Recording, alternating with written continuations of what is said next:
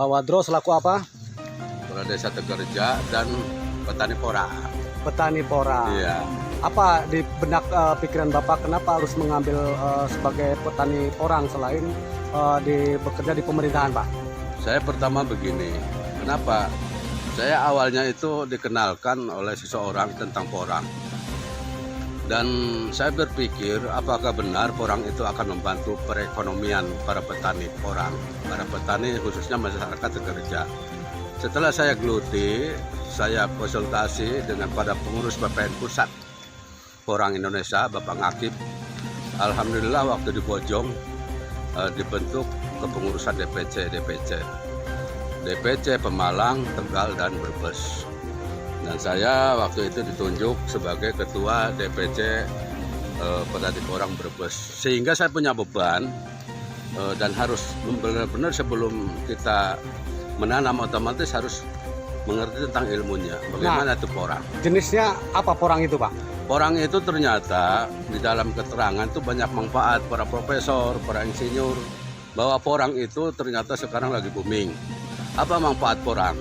Itu satu, porang itu diekspor ke Cina itu untuk dibuatkan mie dan juga beras tiruan ke Jepang, hirataki sebagai makanan ringan. Terus masuk ke kosmetik, masuk juga kepada lem, dan masuk juga kepada kesehatan yaitu obat pil diabetes dan pembungkus kapsul sampai ke ramuan ke perangkat terbang. Nah di sini sehingga saya berpikir berarti porang ini pemasarannya otomatis nanti insya Allah bagus karena banyak manfaat. Dan saya akhirnya mencoba menjadi awal daripada di Tegerja untuk mencoba menanam.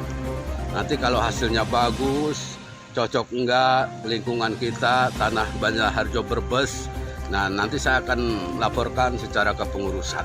Yang ditanam porang itu bentuknya atau berbentuk sudah pohon apa dari seperti apa? Biji Iya. seperti apa, Pak? Itu bagus, pertanyaan bagus, makanya saya pelajari semua dari bunga saya beli.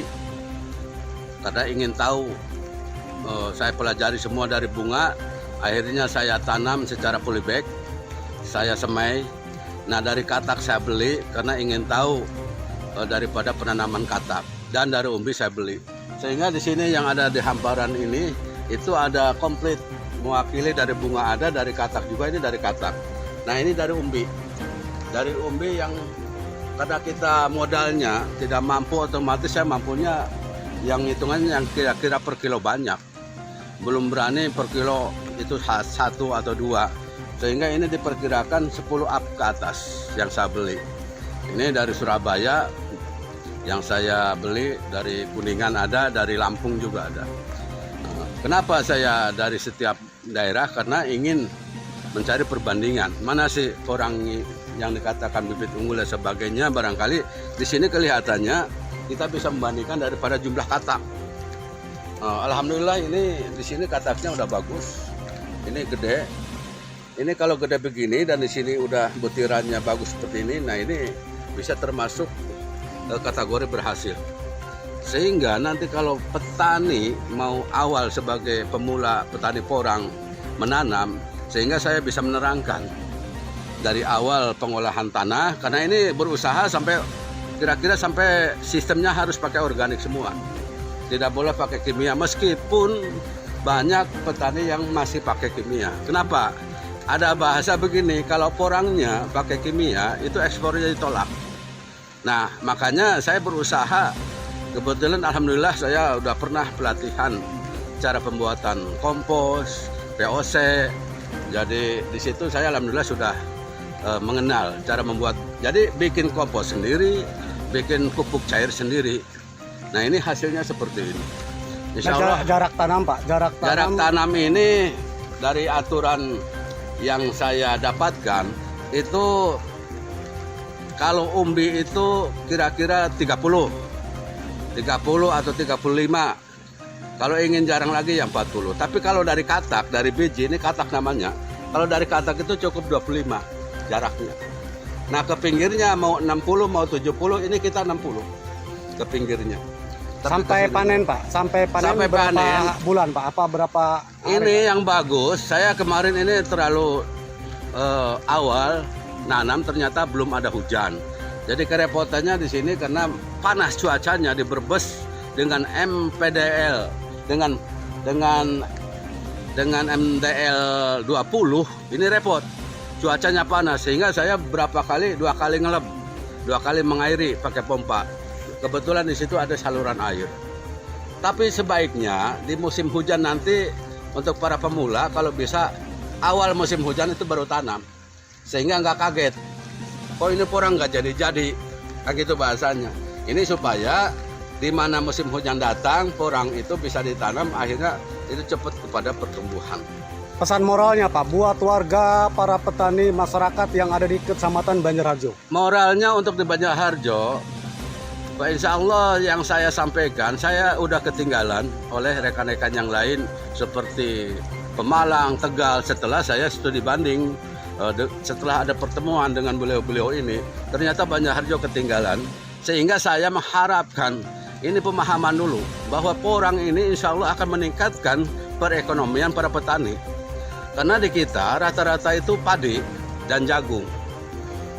Kalau masyarakat petani di Banjarharjo sudah mengenal dan mulai menanam porang, insya Allah jadi pendapatan petani akan meningkat. Itu yang saya harapkan. Yang kedua, kenapa?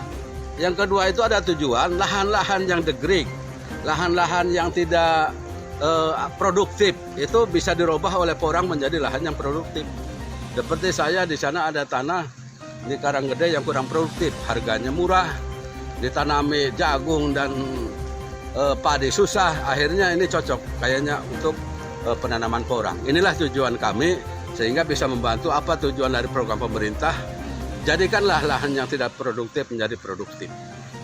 Pesan untuk pemerintah sendiri Pak untuk terhadap penanaman porang apa Pak? Jadi saya mengharap kepada pemerintah dari presiden, kementerian, gubernur dan bupati itu untuk selalu mendorong apa yang diharapkan peningkatan ekonomi pertanian ini, seperti kebetulan di porang ini ada satu kesempatan ini untuk mendorong program-programnya.